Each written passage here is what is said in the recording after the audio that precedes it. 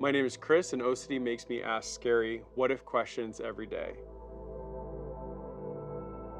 My first memory with OCD is I had a really fixation about my clothes.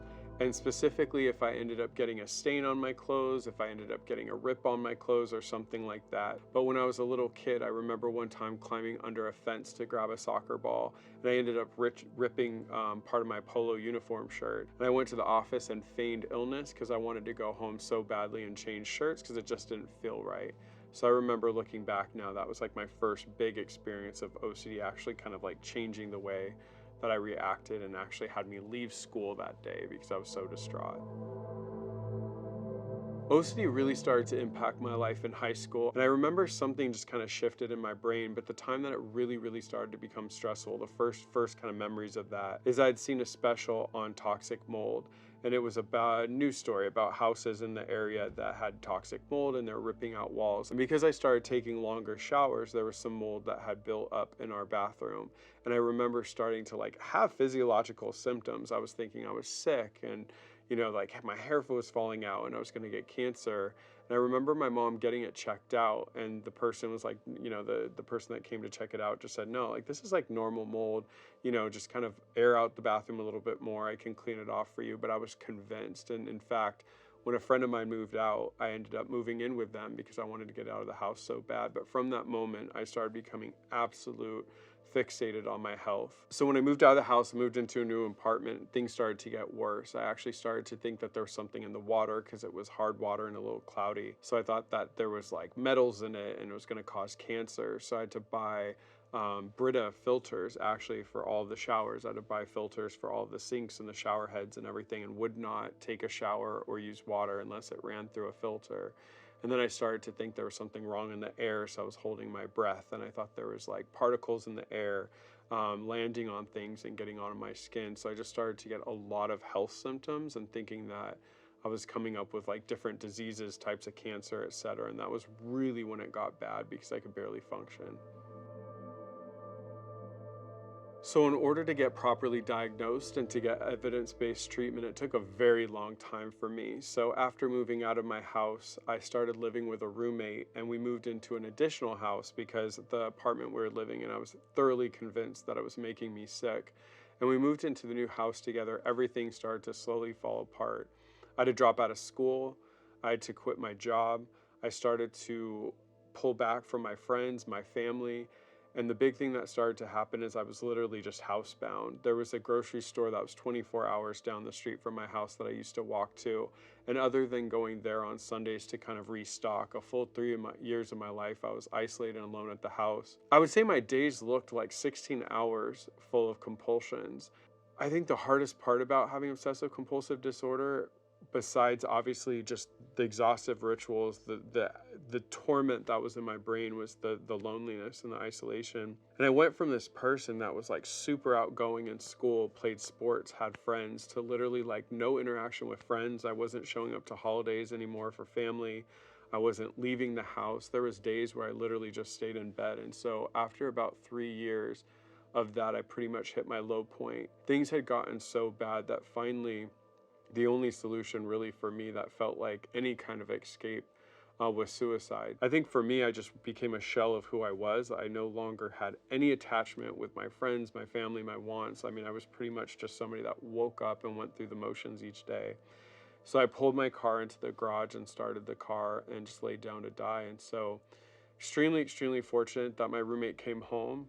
She found me. We ended up getting the police there, and I ended up getting hospitalized. But I actually remember being extremely angry in the hospital because I finally felt like I had found the thing that was going to give me some solace. Luckily, I have mom who is incredible, and when I finally opened up to her, and the doctor opened her up to her and she kind of got educated on what was happening, she jumped in there. Sadly, even though I felt it might still be that OCD thing, every single therapist, every single psychiatrist and doctor I saw just dismissed it, thought it was just typical depression. So I went through about a year and a half of absolutely faulty therapy that didn't do anything for me. I didn't see any relief, and I just found myself miserable. Finally, I pleaded to my mom and I said, Mom, I think it's this OCD thing. So we did some research through our insurance and found somebody who was like the local OCD expert.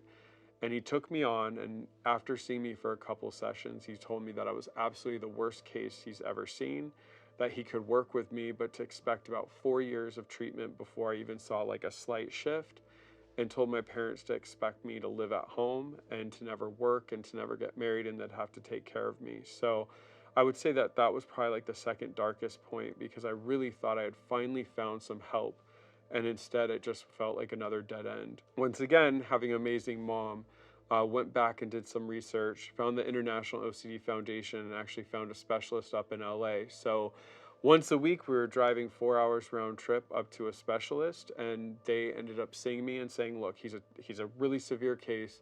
We do a lot better with an intensive outpatient program or hospitalization, residential, but unfortunately at the time, everything had a year and a half wait list. And because of the suicide attempt and the depression and isolation, they really felt like that wasn't going to be something that I could wait for. So I started weekly outpatient sessions, also a support group and medication. And after that, finally started to see a change. So it took me a long time, and it was an extremely exhaustive journey to finally find a proper diagnosis, some help, some hope, and evidence-based treatment. As both an advocate and a therapist, there are still things that I struggle with. I remember in high school, one of my friends was trying out for a sports team, and I'd never played the sport in my life. And I was like, why not try out? The worst that could happen is they laugh and I never show up again. And I ended up making the team, ended up becoming captain, eventually playing varsity. And that's just who I was. I would try things and be bold and go for it. And OCD really changed that for me in a lot of ways. It created this like almost like through my spine, like this what if doubt. And in particular, a lot of times around just where I'm going in life, like the direction that I'm heading, a lot of times second guessing things. So, as a clinician, like, really kind of expanding my career and eventually opening my own practice and, opening up multiple locations, a lot of doubt. What if it fails? What if it doesn't work? What if it doesn't go as well as you'd like? What if the thing falls apart? What if you don't have any clients? What if you have to get a different job or work in a different career? Same with dating. A lot of times, when I'm going and dating, it's like, well, what if they're not going to be into you? What if they just leave in the middle of the date? What if you never find somebody that cares for you or loves you, and you never have children or a family? So I see, unfortunately, a lot of places in my life, like when I go after things, it's never just smooth. Even if I eventually get there, which I do, because I have the tools and I work hard, and obviously I practice the same things I tell my clients. But anything that I try, there's always sown in doubt. So for me, it's just always battling that front line of what ifs to get through it, to finally make it past and be able to really live through values and go after things and have that kind of courage, something that I used to take for granted. If I could let folks know one thing about my experience with OCD, is it sucked. I think what is so difficult for me is just the misunderstanding that so many people have about this disorder. I get really confused a lot of times when people have OCD and don't really seek out treatment, or they're in treatment and don't really take it seriously, because I didn't have that ability. I didn't have that option. I didn't have that choice. I'm super happy that I took the treatment seriously. I prioritized it. I didn't let anything get in the way. What my therapist asked me to do, I went home and I did it. And I came back each week looking for more, looking at her direction and really wanting to get better. And because of the effort I put forth, I've become a stronger person that knows myself better and pretty fearless. After my treatment was done, I was so convinced it was going to be rainbows and it was going to be happiness. And instead, it was like picking up the pieces. The bomb went off and I was trying to fit it all together and then navigate. Like, there's so many expectations on me because now I'm better and you should be like out there living your life. And I just was still so shell-shocked from everything that I'd gone through. So even after treatment and getting back into life, I started with volunteering at an animal shelter and playing tennis and doing martial arts and learning Spanish, and then eventually getting a job and going back to school. It just felt rushed. I didn't have a time to like kind of take a breath and like really figure out what the heck just happened to me. And so I don't sugarcoat it because it wasn't pretty. Luckily, there is treatment. Getting treatment got me out of that. And I couldn't be here today helping other people by advocating and by being a therapist if it wasn't for the treatment. But it did take me a long time to get there and a lot of missteps. When I think of hope around OCD, I think of going to conferences, speaking in front of crowds, and just meeting young people. And obviously, I'm so happy when somebody who's older gets treatment or at any age. What I am happy about, though, is that I see so many younger faces getting treatment. And what it's telling me is they're not going to have the same story as me. They're not going to go 15, 20 years of first symptoms to finally getting a diagnosis and proper care. So what hope looks like to me is there are so many advocates now opening up, speaking about all the different what ifs in our heads, no matter how taboo or uncomfortable those topics are. We're getting out there, we're spreading the message, more and more therapists are getting trained.